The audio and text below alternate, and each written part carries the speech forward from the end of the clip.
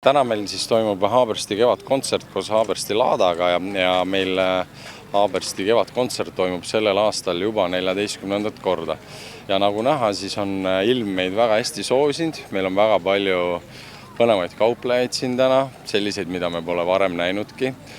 Meil on väga hea programm meie inimestele, kes on siia kuulama tulnud ja kes veel tulevad.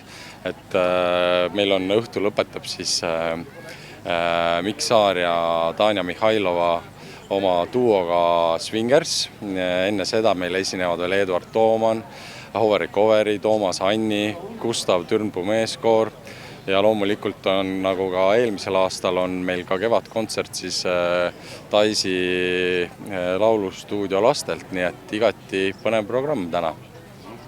Mida veel huvitavat lähiajal Haaberstis oodata on?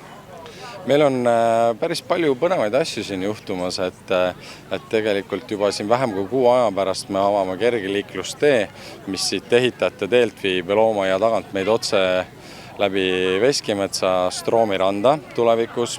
Korraldame seal ka juuni keskpaigas ühe toreda perepäeva meie inimestele ja sinna on oodatud ka kõik Veskimetsa ja Mustia elanikud.